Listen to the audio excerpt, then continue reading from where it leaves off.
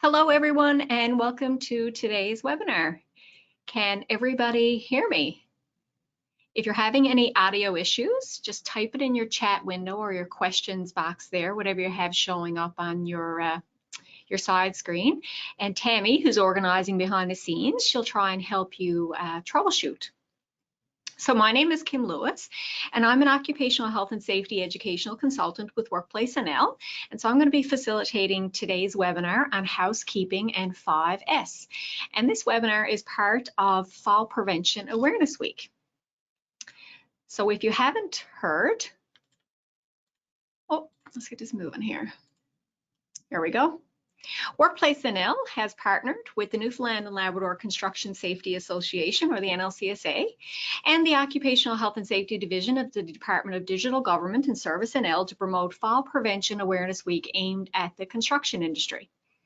So this week takes place from February 20th to the 26th, and our aim is to raise awareness about fall hazards and how they can be eliminated or mitigated, as well to promote a positive workplace culture relating to fall prevention. You can visit nlcsa.com to access a host of resources aimed at raising this awareness about fall hazards and their prevention. And there's everything there from the registration links to our live webinars, virtual toolbox talks, safe work procedures, certainly, and much more. So today's webinar is the third webinar in our daily live webinars. And so we have 3 more, I believe, for the remaining of the week.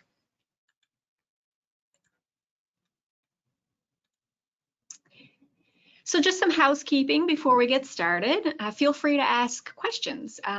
If you want to ask a question, you can just type it in your chat window or your questions box there, and I'll respond at the end of the presentation. And certainly if it's something that Tammy can respond to throughout the presentation, she'll do that as well.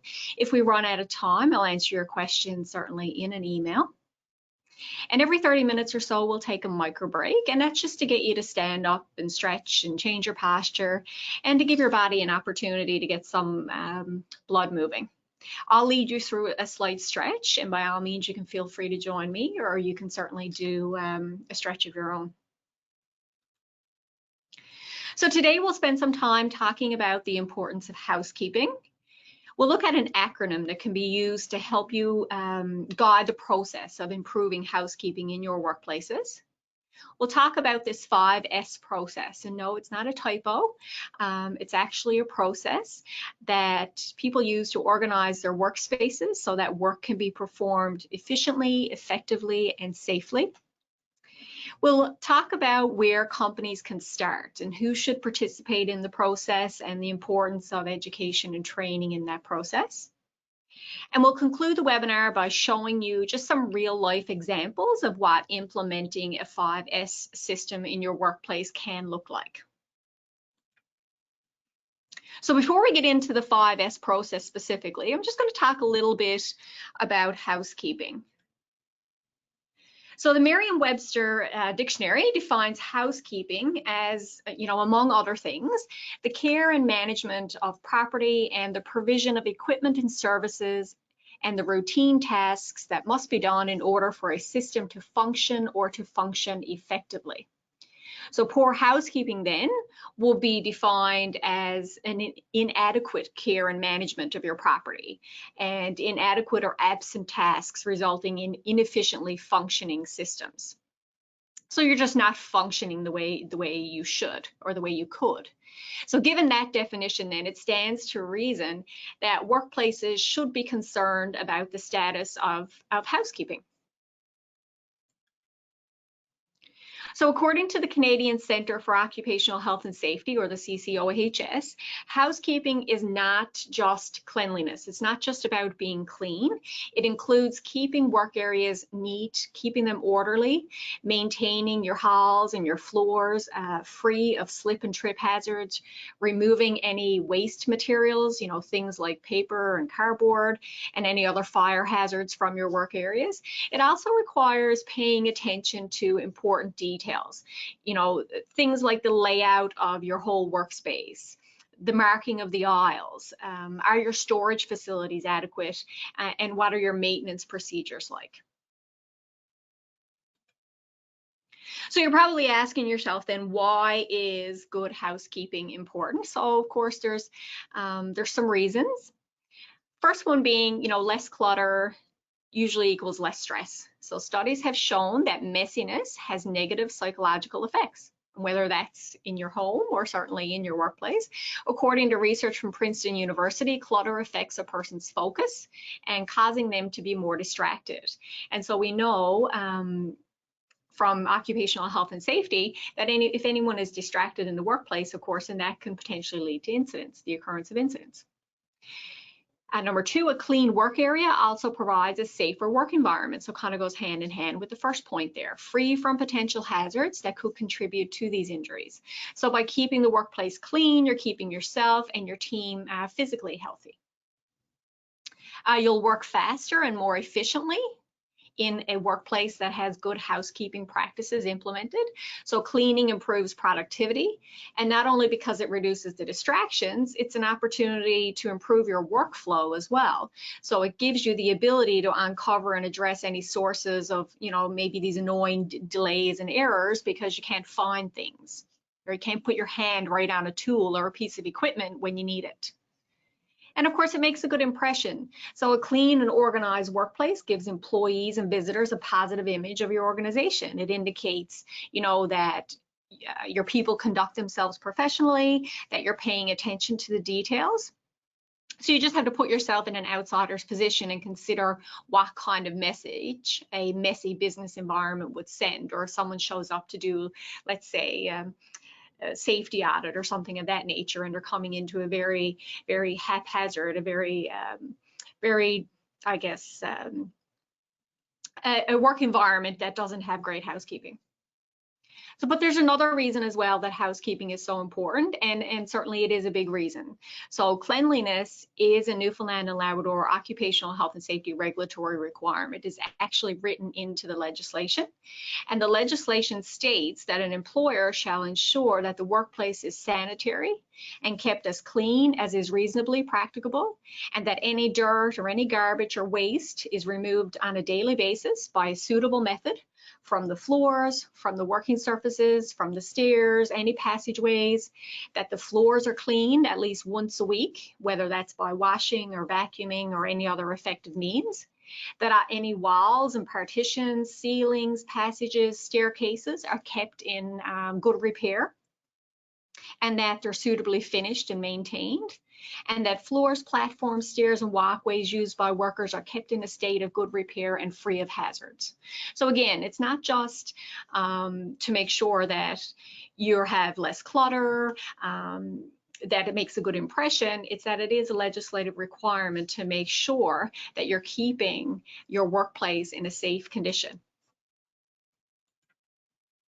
So like any well-planned and implemented health and safety initiative in the workplace, there are benefits associated with an effective housekeeping system. So good housekeeping, of course, promotes efficiency and increased productivity. It ensures the basic practices for fire prevention are in place in your workplace. It can help control or eliminate workplace hazards. It reduces a contributing factor to workplace incidents, so fewer slipping and tripping incidents. Poor housekeeping has been shown to be a contributing factor to the increase of slip, trip, and fall hazards in the workplace. In fact, the majority of falls happen on the same level, resulting from slips and trips. So it could be workers tripping over loose objects on the floor, on the stairs, or on platforms, or workers just slipping on greasy, wet, or dirty surfaces. And of course, lastly, good housekeeping supports a positive organizational culture as well. So then how do you improve housekeeping, thereby reducing the risk of slips, trips, and falls? So what can you do as an employer or a supervisor or a worker in an organization? So from an employer perspective, you'd set some housekeeping goals and standards. Then you'll monitor the workplace and your processes for compliance with those standards. So how are you doing? Are we actually doing what we say we're going to do? And then you would evaluate the performance and make any necessary corrections. So I'll talk a little bit about these steps now in more detail in the coming slides. So when you're setting your housekeeping goals or standards, you must make sure, of course, that they're clear, that they're measurable, and that they're attainable so that they can reasonably be attained in the workplace. You know, it's no point in setting lofty goals if they can't reasonably be achieved by the workplace or by the individuals in the workplace. And the standards that you put in place should make the work easier, safer, and certainly healthier. So they shouldn't be overly complicated. And you need to assign roles, responsibilities, and accountabilities. It's like every good safety policy or procedure. There has to be defined roles, responsibilities, and accountabilities.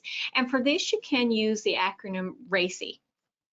So if you haven't heard of RACI before, RACI stands for Responsible, Accountable, Consulted, and Informed. So as the name suggests then, it indicates how various activities mesh together or how they come together to accomplish a given task or complete a project or a business activity. So in this case, you know, we'll look at it with the maintaining good housekeeping lens. So besides clearly designating roles, the RACI model encourages greater communication at every level. So by giving equal weight to the informed role, stakeholders who may otherwise have been excluded from the conversation, they're brought into that communication loop. So again, with the housekeeping lens, the owner should be informed of the housekeeping initiatives. The manager, while not directly involved with carrying out the task, should be consulted about the task and the processes. Then the supervisor may be the person that's ultimately responsible for the process being completed and making sure that it's actually being done in the workplace. And then the worker is the person who actually carries out the housekeeping tasks. They get the job done. So again, the informed, consulted, accountable, and responsible.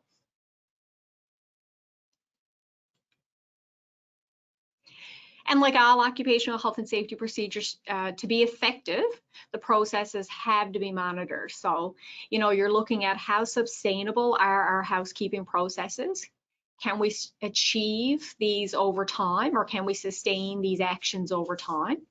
Are the processes being monitored during inspections and audits? So is it a part of our inspection checklist? Are we checking them in our internal audits? Determine whether, you know, the RACIs are being followed. Are the appropriate people being informed, being consulted, being held accountable, and being responsible for their actions? And if the implementation of a housekeeping process is new, has consideration been given to, you know, change management?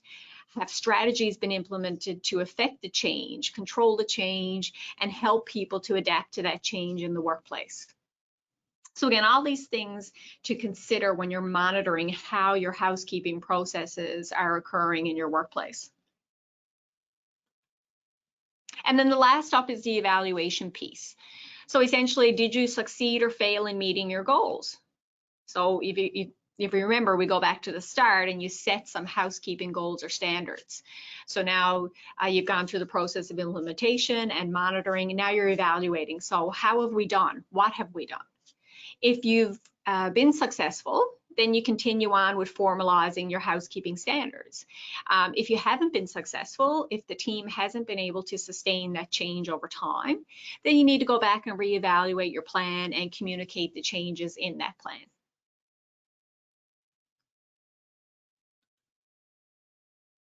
All right, so I've mentioned setting housekeeping goals or standards, and that may seem kind of a little bit out there for some people, particularly as it relates to housekeeping. However, there is one system that some organizations use, and it's called 5S. And it has its origins in the Toyota Motor Company, actually. It is considered a foundational part of the Toyota production system because until the workplace is clean, organized, they believe that achieving consistent good results is difficult. So a messy, cluttered space can lead to mistakes, it can lead to slowdowns in production and even incidents, all of which then would interrupt the operations and negatively impact a company. So the Toyota Motor Company implemented this 5S process. So now to explain a little bit more about 5S in the coming slides. So 5S is a system for organizing spaces so work can be performed efficiently, effectively, and safely, as I mentioned. This system focuses on putting everything where it belongs and keeping the workplace clean, which of course makes it easier for people to do their jobs, and you're not wasting any time and you're not risking any injury. So the term 5S comes from 5 Japanese words that when translated in English, they're often translated to sort or tidiness, set in order or orderliness, shine or cleanliness, and then standardize, and then sustain or discipline. So each S represents one part of a 5-step process that is aimed at improving the overall function of the business then. So while implementing a system such as 5S can make processes and practices more efficient and create space and eliminate waste, from a slip, trip, and fall perspective, it will result in cleaner work areas, more organization, reduce clutter, and then safe working conditions. So in our case, we're concerned with maintaining safe workplaces and injury reduction. Okay, yes, productivity is certainly important, but from an occupational health and safety perspective, we're concerned with maintaining safe workplaces and reducing the risk of injuries. So while I'll talk about the 5S process today, there are certainly many more systems that can be used in a workplace to achieve the same outcomes. This is just one system that's out there if people wanted to, adopt a formal process. So the 5S concept, it's very practical actually. It's a hands-on tool that everyone in the workplace can be a part of. So it involves assessing everything that's present in a space, taking out what's unnecessary, organizing stuff logically, then performing the housekeeping tasks, and then keeping that going in a cycle. So essentially organize, clean, repeat. And the next few slides will take a closer look at each part of the 5S process. So the first step of 5S is sort. So that involves going through all your tools, all your furniture, your materials, your equipment, whatever it is in your work area to determine what needs to be present and what can physically be removed. So some questions that you're going to ask yourself during this phase of the process is, what's the purpose of this item? When was it last used? How frequently is it used? Who uses it, and does it really need to be here? So these questions help you figure out the value of each item. So a workspace might be better off without any unnecessary items, or items obviously that are used infrequently. These things can get in the way and they can take up space. So keep in mind, the best people to assess the items in a space are the people, who work in that space. So same thing when you're doing a hazard assessment. The best people ask about hazards of a job or a workplace are the people that are doing that job. So when it's determined that some items aren't necessary, so you've gone through that process, you've determined that, the item isn't necessary, so then you need to think about, should the item be in a different department? Do we throw it away? Can it be recycled? Do we sell it? Or does it just get put into storage? So for cases where an item's value is uncertain, for example, you're not sure, the tool hasn't been used recently, but someone thinks, they may need it in the future, then you can use something that's called the red tag method. So the red tags are usually, just cardboard tags, or it can be stickers that can be attached to the item. And then the user would fill out information, about the item, obviously, the location of it, so where it was coming from, the description of it, the person who put the tag on it, and the date. And then the item is placed in this red tag area with some other, items that you're not quite sure about, that you're questioning their relevance. And if after a designated amount of time, perhaps a month or two, the item hasn't been used, then it's time to remove it from the workspace. So it's not worth hanging on to things that never get used, since they're just taking up space. And, a good analogy is if you look at your own closet or your own drawers at home, you probably have a closet that's, cinched with clothes. And if you actually looked at it, how often do you wear some of this clothes? So the same thing happens, you know, in a workspace. So a good tip here is to set a reminder on your phones or on your computer, or, you know, post it somewhere in the workplace to check back in with the red tag area so it doesn't get forgotten about. And then obviously you have an issue now with stuff piling up in your red tag area. So then you have set in order. So set in order, or orderliness, is the concept of identifying, you know, clearly visible, easily accessible, designated locations for everything that is needed to do the job. So once the extra clutter is gone from the sorting process, it's easier to see, you know, what's what. So now work groups can come up with their own strategies for sorting through what's remaining. So again, some things to consider is which people or workstations use which items, when are they used, again, how frequently are they used, should items be grouped by type, you know, would that make more sense? You know, for example, you know, in the picture there you see like wrenches. Where would it be most logical to place these items so that they're there when people need them, and they're not going to have to go looking around and wasting time trying to find all these tools or equipment or material, whatever it is? And would some placements be more ergonomic for workers than others? Again, from that safety lens, from that risk of injury lens. And are more storage containers necessary to keep things organized? So during the set in order phase, everyone should determine what arrangements are most logical. And so that's going to require thinking through the tasks, the frequency of the tasks, and the paths that people take throughout their workspace. You know, downtime or waste is increased if equipment needed for the job must be found because it's not where it's supposed to be. And that, you know, can become specifically relevant during shift changes and things like that. So every item, every tool, and every piece of equipment must have a home where it can always be found when it's needed. So a place for everything, and, you know, everything in its place, that promotes good housekeeping. And it also ensures the work environment, you know, is safer because you're reducing the risk of clutter and slip, trips, and falls. So you can use labels, color codes, you know, designated bins, signs.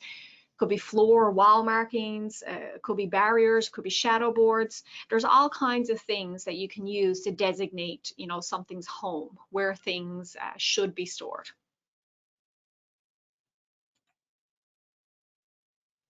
And then it's the shine component. So everyone thinks they know what housekeeping is, but it's one of the easiest things to overlook, especially, you know, when work gets busy. So the shine, or the cleanliness stage of 5S, focuses on cleaning up the work area. And that means, you know, sweeping, mopping, dusting, wiping down surfaces, putting tools and materials away. You know, it's a process of routinely cleaning and inspecting all the work areas, the tools, and the equipment. So in addition to basic cleaning, shine also involves performing regular maintenance on your equipment and your machinery. So planning for maintenance ahead of time means that businesses, you know, can catch problems and prevent breakdowns. You know, and again, that in turn means less wasted time, and of course, no loss of profits related to any work stoppages. So shining the workplace might not sound exciting, you know, but it is important, and it shouldn't be just left up to janitorial staff. So in 5S, everyone takes responsibility for cleaning up their workspace. So, you know, ideally on a daily basis. Doing so makes people, you know, take ownership of their space, which, you know, in the long run means people will be more invested in their work and in the company. So how to clean may seem obvious, but employers and supervisors need to make sure people know how to clean, or sorry, how to properly shine their spaces. So, you know, showing employees, especially new employees, you know, which cleaners to use, where the cleaning materials are stored, how to properly clean the equipment, you know, particularly if it's equipment that could be easily damaged. And so once the first 3 steps of 5S are completed, things should start looking pretty good. All the extra stuff is gone, everything is organized, the spaces are cleaned, and the equipment is in good working order. The problem is when 5S is new at a company, it's easy to clean and get organized and then slowly let things slide back to the way they were. So standardized makes 5S different from the typical spring cleaning type of a project. So standardized systematizes everything that just happened and turns that one-time effort into a habit. So standardized assigns the regular tasks, it creates schedules, and it posts instructions even, so that these activities become routine in the workplace. It makes standard operating procedures for 5S so that orderliness doesn't, fall by the wayside. And without work instructions, operations slip away from the standards identified, to be the most effective. So depending on the workspace, you could have a daily 5S checklist or a chart, that might be useful. Posted schedule indicating how frequently certain cleaning tasks must occur and who is responsible for them. That's another helpful tool. So initially, people will probably need reminders about 5S. Small amounts of time may need to be set aside daily for the 5S tasks. But over time, of course, they'll become routine, and then the 5S organizing and cleaning will become part of, someone's regular workday. And of course, it's important to ensure that everyone knows their responsibilities of performing the sorting, organizing, and cleaning. This goes back to that RACI acronym, responsible, accountable, consulted, and informed. So sometimes visual cues such as signs or labels or posters or tool organizers, they can play an important role in 5S. They provide directions, they actually keep the items in place, and in many cases, without words being needed. That's the value in having those visual cues. And once standard procedures for 5S are in place, of course, businesses must perform the ongoing work for maintaining those procedures and then in turn updating whenever it's necessary. So sustain refers to the process of keeping 5S running smoothly, but also of keeping everyone in the organization involved. So worker input certainly is valuable in identifying improvements to your processes. So managers need to participate, as do employees, that are out on the manufacturing floor, or that they're in the warehouse, or they're in the office, wherever they are. Sustain is about making 5S a long-term program. So it's not just an event or a short-term project. So ideally, it will become part of the organization's culture. And when it is sustained over time, that's when the workplace and the business will start to notice this continuous positive result. So the goal is to ensure then that approach is followed, and that will require ongoing effort and continuous improvement, like anything else in the safety world. So sustained change is often said to be the most challenging step in the 5S process, as everyone involved must feel empowered to maintain that order, that cleanliness, and to make the standards a way of life. So, it involves training and communications that foster a culture of self-disciplined workers, and it just translates to do it without being told, right? You want it to come as second nature. So performing regular audits will ensure that there is no deviation from the 5S standards. And when issues arise, root causes need to be identified and actions, put in place in a timely fashion to avoid, deviating from those standards. So to help sustain 5S practices, it's important to make sure that, all new employees or employees, even who switch departments or who come back after an absence, receive training about their area's 5S procedures. So, how that process looks in their area. So guys, that brings me up to 10:30. So we're about 30 minutes in. So I'm just going to take a little micro break. And as I mentioned, feel free to follow along with me with a little stretch. And if not, kind of do your own stretch or pop off to get some water or coffee refill. So I've been sitting, so I'm just going to stand up and I'm going to put my feet shoulder width apart, and I'm feeling a little bit of tension in my neck and shoulders this morning, so I'm just going to work on that area. So feet shoulder width apart, and I'm going to stand proud, so my chest is proud. I'm just going to try to take my shoulders out of my ears, just relaxing my shoulders, and then I'm going to take my right ear and I'm going to try to lower it down to my right shoulder. And you should just feel a slight stretch on the left side of your neck. And of course, if anything hurts or feels uncomfortable, again, you can just, stop what you're doing and do something certainly that works for you. All right, I'm just going to bring that back to center, my head back to center. And then I'm going to put my left ear to my left shoulder. And again, just feeling that slight stretch. And if you want a little bit more of a stretch, certainly feel free to take your hand and just kind of try to lower your head down a little bit more. And then I'm going to bring my head back to center, and I'm going to lower my chin to my chest. And I should feel that stretch up along the back of my neck and down through my shoulders.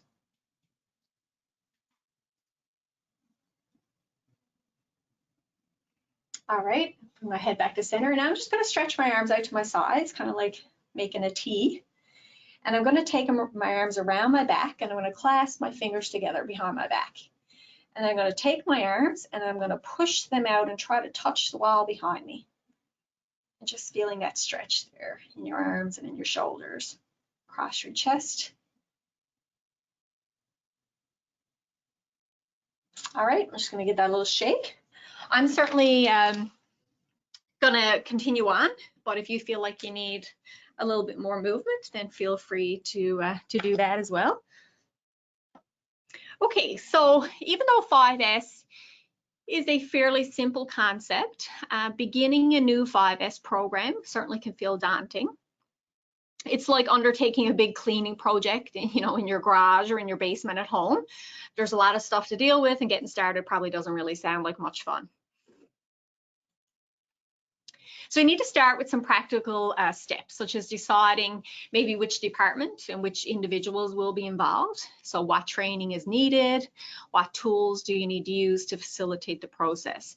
So determining these concrete things will help begin the process of 5S implementation. And so what that means there is that, you know, you may have a big workplace with many different departments, and it doesn't necessarily mean that you need to implement 5S in the entire workplace at the same time. So maybe you're going to start with 1 or 2 departments, see how it goes, get that up and running, and then move it on to other departments in the workplace. So it just means, you know, planning out what you're going to do, what departments, what people, and what do you need from a resource perspective.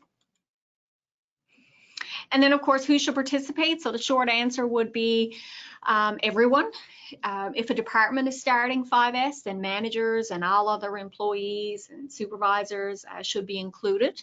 You know, if anyone is left out, that could lead to, you know, confusion. It can lead to messes that people don't want to take ownership of.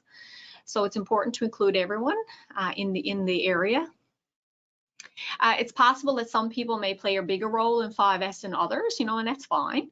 There might be 5S coordinators who are in charge of, you know, installing and maintaining the labeling, or keeping track of the assigned tasks, or introducing, you know, new department members to 5S. Those people will obviously spend a lot of time thinking about 5S compared to others, but everyone should think about it regularly though. So 5S might initially take place as an event. So maybe you're going to have a kickoff event, but ideally it becomes part of daily work for everyone, like I mentioned. So it's a part of their daily work routine. And it's also important to remember that company leaders should participate in 5S, especially if 5S is a company-wide effort. So when people see their supervisors or superiors taking 5S seriously by participating in it, again, they'll be more likely to take it seriously too. So again, it's lead by example. And anyone who will participate in 5S activities, you know, needs to receive training. So that could be done, you know, in a classroom setting with a training video, or it could be through, you know, some hands-on activities. It could be even a demonstration of how 5S could occur at a workstation. You know, that could be useful. So for employees to understand why the company is going to start using 5S and why it's important, they should be given, you know, even a brief history of 5S and its parts and its benefits. And it's quite possible that the way 5S is carried out at one organization or even one department in your organization might be different from others. So groups performing 5S for the first time may need to work out, you know, the best way for them to perform the steps, the 5 steps in their spaces. In any case, everyone should receive some level of training when it's new, and then any new employees who come on board later should receive training about 5S as well.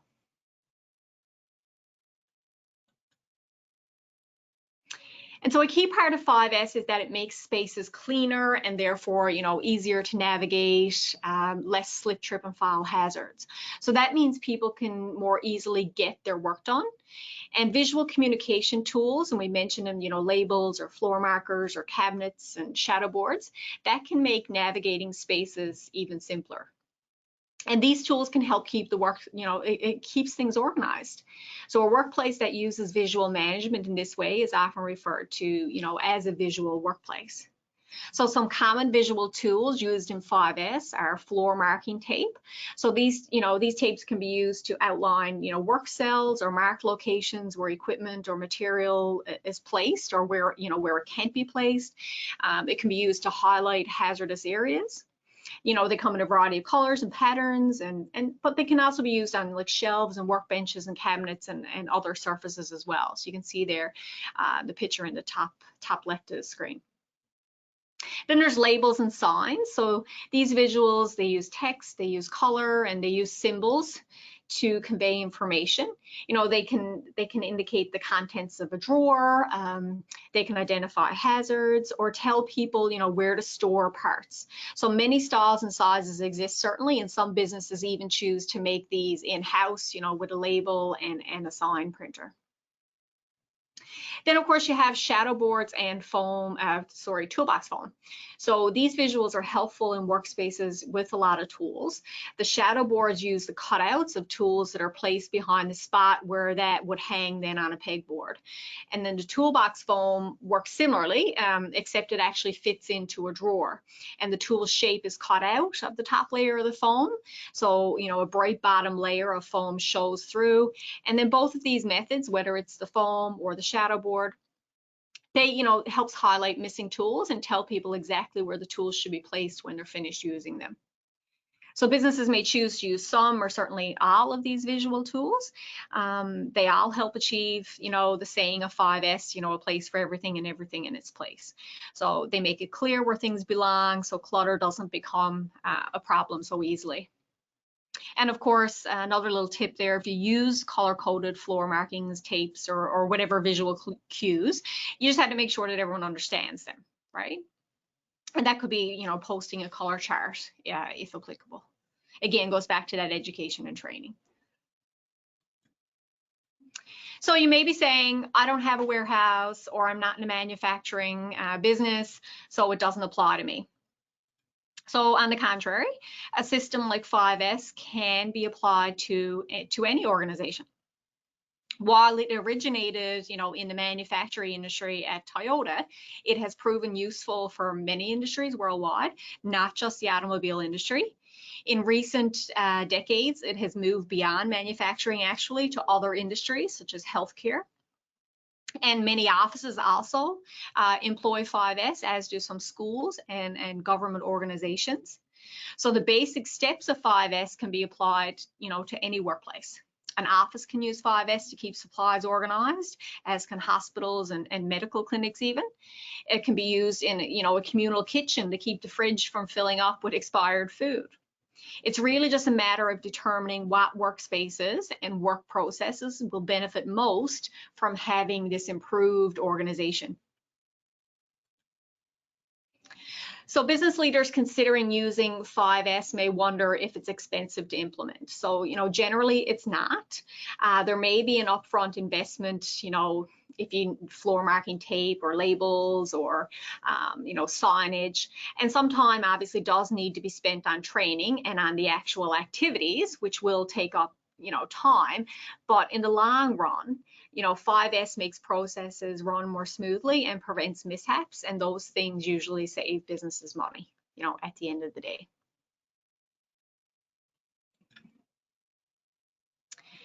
So we know the importance of housekeeping and the benefits of having these processes, but the question becomes then, how do you motivate people to participate in it? As we mentioned, it's not the most fun activity.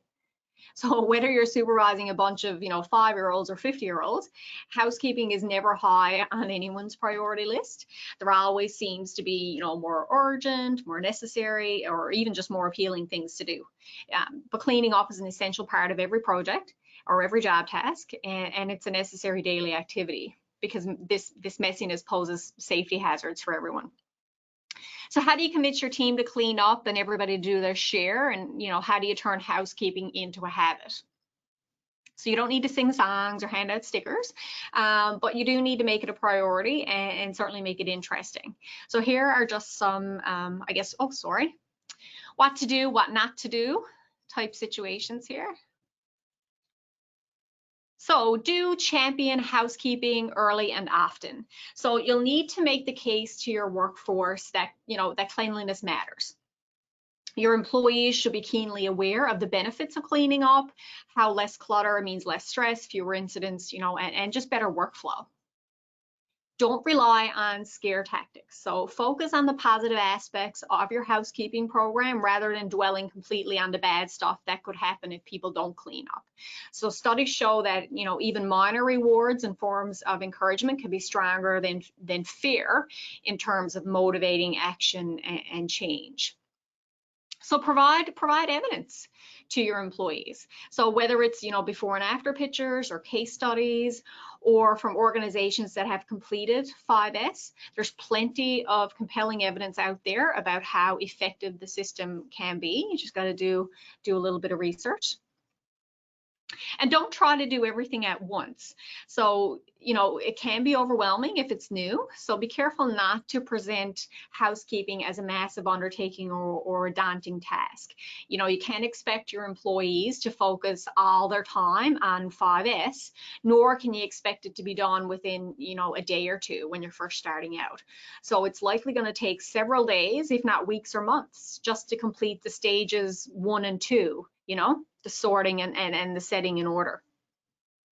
So divide everything into simple tasks, activities that are easy to start and finish and don't require long time commitments. You know, assign those tasks to various people so everyone is accountable and participating and no one person feels like they're overloaded. As we mentioned, housekeeping should be a part of everyday work. So, you know, if an employee uses a tool, that person should be responsible for wiping down the work surface and putting the tool away when they're done. Don't spring it on your employees. You know, the 5S system can disrupt operations when it's ongoing and can fail as a result if program managers aren't careful about introducing it, you know, to their workplace and their workforce. You know, take your time. Do take your time. You know, be realistic about how long 5S will take for your organization.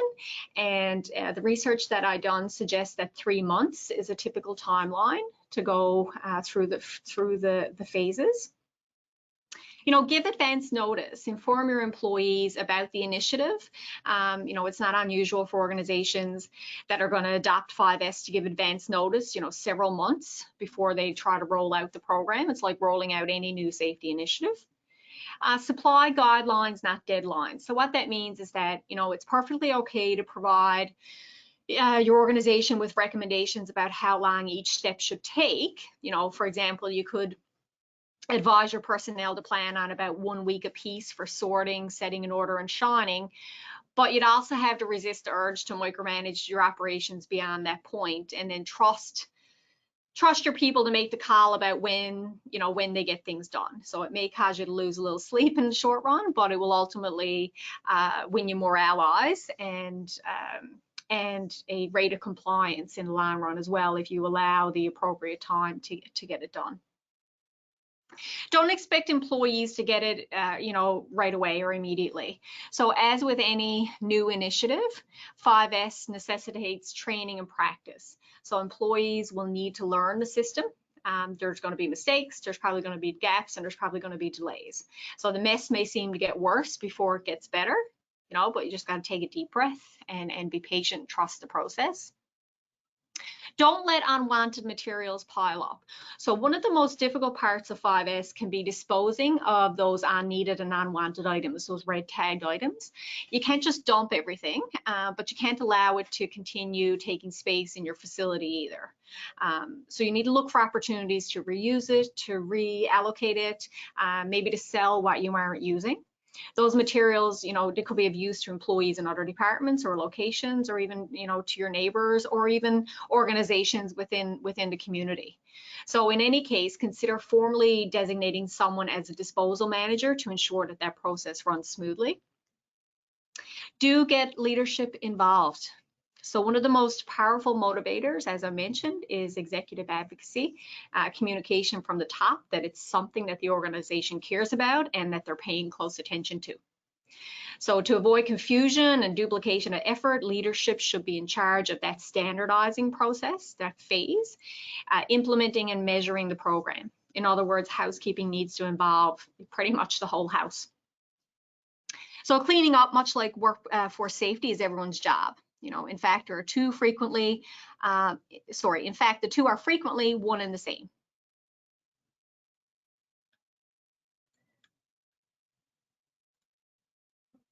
All right, let's take a look at some before and after examples. So this is some of that evidence that I mentioned.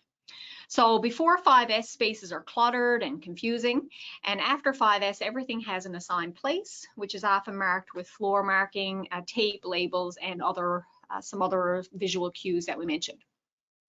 So when 5S is used in the workplace, it's easier to detect hazards and spot potential problems before they grow into more significant issues. So in this case, the organization used a combination of marking tape and wall labels to sort and set in order the tools and the equipment. So you can see that they've just designated spaces for everything with the floor tape as well as the labels on the wall. These pictures show the before and after of a marketing and a communications department at a university. So this department produces, as you would imagine, a high volume of materials to promote the university and, to meet their recruitment targets.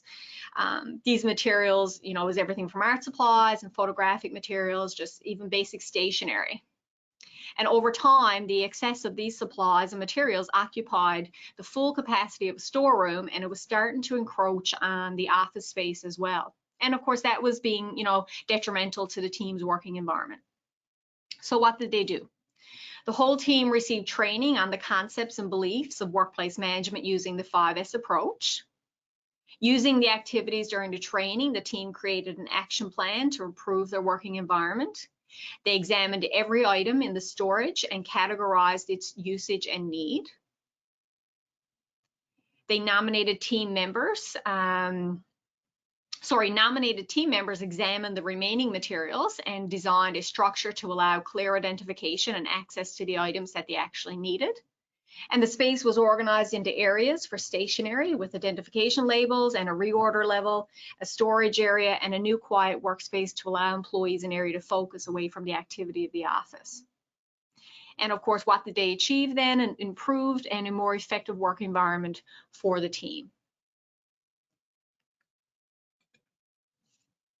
This organization here went through, quite a transformation. Everyone came together to do the sorting, the setting in order, the shining, and the standardizing of their workshop. So the company set aside 1 week with the goal of providing a safer, more efficient workplace for everyone and for being a better supplier for their customers. So on the first day, they sorted. The shop disposed of several truckloads of excess materials and equipment that were taking up valuable space in the shop. That freed up 400 square feet of space that was put to better use. Inventory levels were also, they identified inventory levels that they wanted to maintain. Next came the set in order on day 2, and that began with rearranging and figuring out the best place for everything. So floors were marked, so that everyone know where to place the raw materials, where the walkways were, and so on. They then worked to determine the best place for the tools to save time and steps, to produce a better workflow and reduce the movements of materials back and forth. Other changes include they painted the fire extinguisher columns red, they marked locations of the fire alarm poles and the electrical panel clearance areas, and they relocated their flammable cabinets, to correspond with legislative requirements. And then after the sort and set in order, it was time to shine. So they swept up and they dusted and they mopped and they scrubbed until the shop was shining. And on day 4, the standardizing of everything began, and of course that's a work in progress. So in the weeks following the event, the shop installed better lighting, pole-mounted fans and hose reels to free up floor space and reduce the tripping hazards, and they put location signs all around the shop. And the hardest part of 5S, of course, was sustaining, as old habits die hard. However, everyone was happy with the new setup of the shop and the improved working conditions. And of course, they feel that that will help sustain all the changes that were made. And here we see just tools, shadow board, or foam used for setting the tools in order. And these pictures show that 5S certainly can apply to an office environment as well. So you don't have to be manufacturing or in that type of industry. And even it can apply to, even individual cabinets within a workspace, So just to recap then, according to CCOHS, good housekeeping is the first and most important or fundamental level of preventing falls due to slips and trips. So without good housekeeping practices, any other preventative measures, such as installing, this sophisticated flooring or specialty footwear or training on techniques of walking and safe falling, they'll never be fully effective if you don't have good housekeeping practices. So as I've mentioned, there are plenty of reasons to practice good organizational housekeeping. It ensures the business runs smoothly, it boosts morale, it creates a positive impression for visitors, and that's just, to name a few of them. But the primary reason to clean things up, the reason that we're here today in the webinar, certainly is safety. So housekeeping is a crucial part of any environment, any health and safety program. It's perhaps the most powerful strategy for eliminating the #1 form of workplace incidents, which are slips, trips, and falls. So many companies go a step further than 5S and they follow a 6S system, with the safety being the 6th S. So the idea behind 6S is not to only prioritize safety as an outcome of the program, but it is to embed safe practices within your housekeeping initiatives. So in other words, the goal is to create a safer environment and stay safe, while you're doing it. So just a few examples of 6S in practice. So, setting up workstations to improve ergonomics. So workers, they aren't using the same muscles all day and potentially suffering repetitive motion injuries. Marking intersections to ensure that forklift operators are not going to collide with each other or pedestrians if you are in this warehousing type of environment. Using, signs to label storage cabinets containing cleaning chemicals so that workers are aware of the presence of the hazardous substances and what maybe personal protective equipment that they're going to need in those areas. And some other common issues to watch out for, obviously, slip, trip, and fall hazards. So keeping an eye out for equipment and materials that could cause someone to fall. They could be unsecured air hoses, lying extension cords, there could be parts laid out on the floor, spills that aren't cleaned up, and that's just, a small few. If any of these hazards are present, of course, it's only a matter of time before someone will trip or slip and then fall. So, keep in mind that many falls lead to severe injuries to workers, whether they're backs or hips or knees, and cause people to miss work for extended periods of time. You're looking out for fire hazards. Fires have numerous causes. It could be exposed wiring, it could be, poor chemical storage, and the list goes on. So organizations can reduce their fire risk, by label and documenting all known flammables or combustible materials, and then making sure that any excess materials that could catch on fire are stored away from electrical equipment or, disposed of if possible.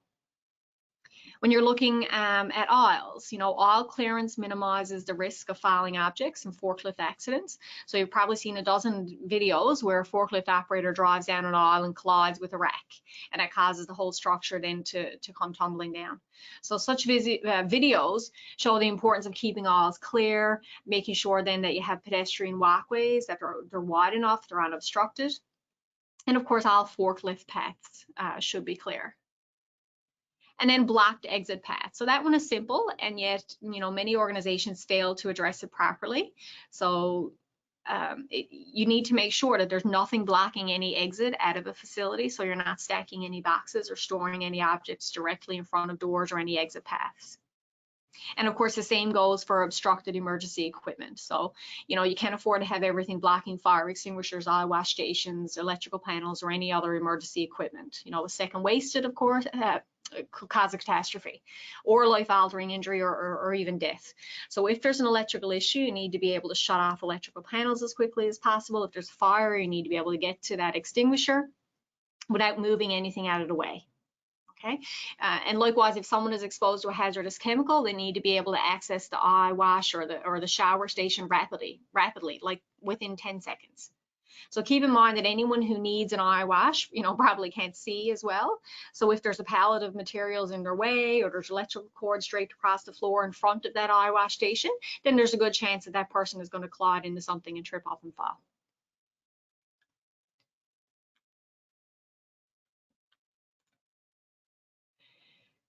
So at this point, you know what the difference, what a difference a comprehensive approach to cleaning can make. But let's say you don't have the time or the resources to implement it at your company at a high level, and perhaps you run a small business and you lack the capacity for the full 5S approach. You can still save your company money, reduce injuries, and create a better environment overall for yourself and your employees by starting a few simple steps. Clean up after yourself. Make housekeeping a priority, positively recognize the employees that keep their work areas clean, and encourage those that don't. Come up with a routine clean schedule. Just like at home or anywhere else, cleaning is an ongoing job. You need to create a schedule to make sure that housekeeping becomes that routine. You may want to include, safety equipment inspections in that schedule, have someone check your fire extinguishers, your eye wash stations, and so forth. Store flammables, sharps, and other hazards properly. Anything that can cause illness or injury needs to be organized and put away first. And, if nothing else, clean up your hazards. And keep tools and materials organized. So find a place for everything. Many organizations use tape on a floor to designate where things go. And of course, we know that makes it easier for a worker to find, what they may be looking for and to keep areas clear. So those are some simple things. Come up with a housekeeping procedure. Communicate that to your workers. As I said, if a full 5S approach, if you don't see it's feasible at this time, there are things that you can do. And I guess the final thought to leave you with, housekeeping order is maintained, not achieved. So cleaning and organization must be done regularly, not just at the end of the shift. Integrating housekeeping into jobs can help ensure that that's done. So guys, thanks for joining me today as part of Fall Prevention Awareness Week. It's been my pleasure to introduce you, maybe, if you haven't heard of it before, to a 5S process. If you have any questions, feel free to type them in your chat window or your question box there, and Tammy can let me know. Thanks so much, Kim. Great information. I'm just wondering if you can come by and do this presentation with my household. Sure. You'll be very proud of my pantry. It's all well organized and labeled. But yeah, folks, if anyone has any questions, by all means, just put them here in the chat box and we'll be happy to answer them for you. And this presentation will be recorded and on the Fall Prevention Awareness website tomorrow. So if you have anyone you want to share it with, by all means, please feel free to share the YouTube link, as will all the other recorded webinars that we've done this week and will be doing. They'll also be available. So take advantage. So thanks, guys. It doesn't look like there's any questions. If something pops up and you think of it at a later time, feel free to reach out to me. My number is 778-4806, or you can reach me at kim.lewis@workplacenl.ca. And of course, just another plug for our Fall Prevention Awareness Week. Please take the time to visit the website. Certainly a whole host of resources there for you to access, as well as register for the remaining webinars for this week. Again, thanks for attending, guys, and stay safe.